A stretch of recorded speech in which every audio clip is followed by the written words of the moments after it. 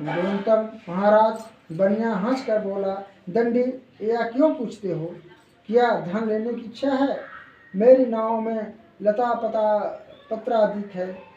तब दंडी ऐसे वचनों को सुनकर बोले कि तेरे वचन सत्य हो। ऐसा कहकर आप समुद्र के पास बैठ गए। दंडी के चले जाने पर नित्य क्रिया कर नाव को ऊपर उठा दे साधु को आश्चर्य हुआ।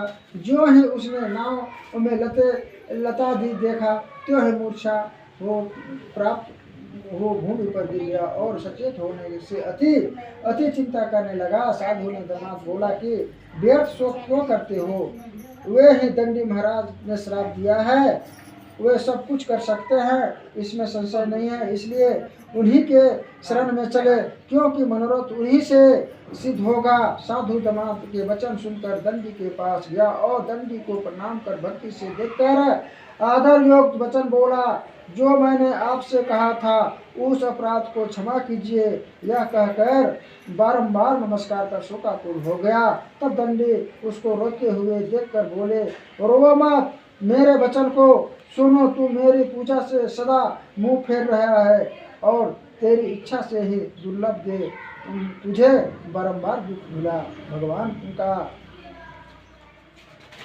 भगवान का यह वचन सुनकर साधु स्तुति करने लगा। साधु बोला कि स्वामी नाथ की माया से मोहित ब्रह्मादि देवता भी आपके बड़े अद्भुत गुण और रूप को नहीं जानते। आपकी माया से मोहित मैं वो आपको कैसे जान सकता हूँ? अतः हमारे ऊपर प्रसन्न हो जाइए। मैं यथा विधान विस्तार से आपका पूजन करूँगा। मैं आपके शरणागत हूँ। मैं मुझे पहले वाला धन सब धन दीजिए। उसके भक्ति युक्त वचन सुन भगवान संतुष्ट हो गए और मनोवांछित वर देकर वहीं अंतर्ध्यान हो गए। साधु नाव को धन से परिपूर्ण देख उस पर चढ़ गया। सतदेव की कृपा से मनोरथ पूर्ण हुआ। यह बात अपने स्वजनों से या कथा विधि पूजन कर सतदेव की कृपा से बड़ा हर्षित हुआ। नाव को रत्न से सजे कर अपने देश को चल दिया। अपने नगर के समीप साधु आकर दमाद से कहने लगा कि वह मेरी रत्नपुरी देखे। ऐसा कहकर उसने मन धन की रक्षा करने वाले दूतों को वहाँ भेज वह दूत नगर में जाकर साधु की धर्म पत्नी को देखा। प्रणाम कर बोला कि ग्राम के निकट दमाद सहित साहूकार बहुत से इष्ट मित्र और धन के साथ आ गए हैं। दूत के मुख से ऐसे वचन सुनकर साधु की स्त्री बड़ी हर्षित हो सतदेव का पूजन कर कन्या से कहने लगी, मैं जाती हूँ, तुम भी शीघ्र व्रत समाप्त कर आओ। लड़की इस प्रकार का वचन सुनकर जल्दी व्रत समाप्त कर प्रसाद को भूल से न खाकर अपने पति को देखने चली गई। इससे सतदेव को क्रोधित होकर उसके पति को नाव सहित जल में डुबा दिया। कलावती कन्या अपने पति को ना देखकर बड़े शोक से रोती हुई भूमि पर गिर पड़ी। साधु ने कन्या को अति दुखी देखकर डरे हुए मन से कहा, यह क्या हुआ? और नाव चलाने वाले भी चिंता करने लगा। तब लीलावती कन्या की दुखी देख अति विलाप होकर रोने लगे और अपने पति से कहने लगे, इसी क्षण नाव के साथ वे कैसे अलक्षित हो गए। न जाने किस देवता के अनादर से नौका जल में नहीं दिख रही है। श्री सतदेव के महात्मा कौन जान सकता है। यह कहकर वह अपने जनों के साथ विलाप करती हुई कन्या को गोद में लेकर रोने लगी। और कलावती भी स्वामी को न देखने से अति दुखित हो पति को पादुका लेने की सती करने इच्छा करने लगी।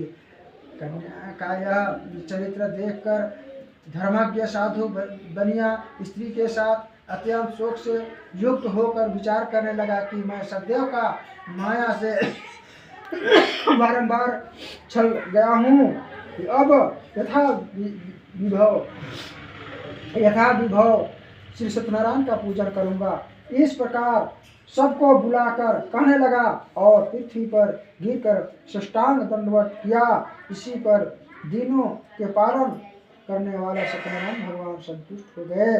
भक्त वत्सल्य सतदेव जी की कृपा से आकाशवाणी हुई कि तुम्हारी कन्या प्रसाद को त्याग कर पति को देखने चली आई, इसी कारण इसकी पति अदृश्य हो गया। यदि वह पुनः घर जाकर प्रसाद भक्षण कर आवेगी तब पति की निसंदेह पावेगी। कन्या ने यह आकाशवाणी सुनकर शीघ्र ही घर जाकर प्रसाद को भक्षण कर अपने पति को देखा। तब कलावती संतुष्ट होकर अपने पिता से कहने लगी कि अब शीघ्र ही घर चलिए, विलंब न कीजिए। कन्या के वचन सुनकर साधु दमाद सहित संतुष्ट होकर धन और बांधवों के साथ अपने घर को गया। उस दिन से वह हर महीने और हर संक्रांति पर विधि पूर्वक सतदेव की पूजा करने लगा। इस समय इस तरह सुख प्राप्त कर वह अंत में सतदेव लोक में चला गया। फिर सुत जी कहने लगे कि हे मुनिश्रेष्ठ, मैं आपसे और भी कथा कहता हूँ, उसको सुनो। इति षष्ठाध्याय समाप्त। सेले कोई भी चीज संकल्पित करके नहीं छोड़े के चाहिए, मन में ठान ले ली तो अवश्य करना चाहिए, है नहीं।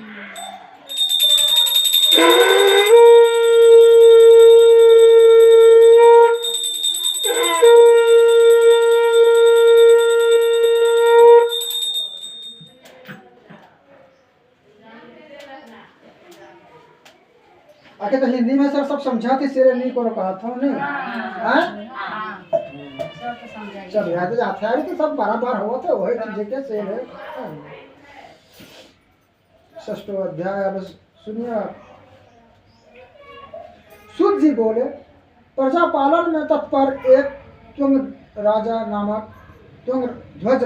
नामक राजा था, जिसके सतदेव के प्रसाद को त्यागने से अति दुख पाया।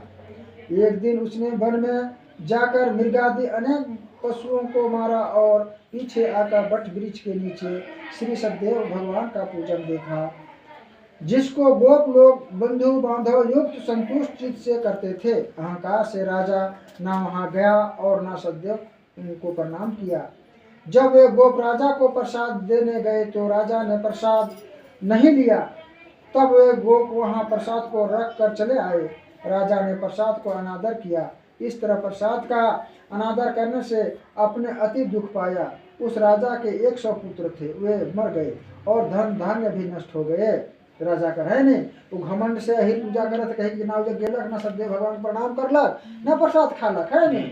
अहंकार घमंडी से ओकर 100 पुत्र और बेटा रहे, लेकिन सब मर गया। गढ़ बूढ़ा राजा सब गिर के नष्ट हो गया, है नहीं, हो गए। तो राजा ने अपने मन में विचार किया कि सतदेव ने ही धन नष्ट कर लिया है, इसलिए मैं वहीं जाऊंगा जहाँ पूजन होता था। यह विचार वहां जाकर अहिरों के साथ भक्त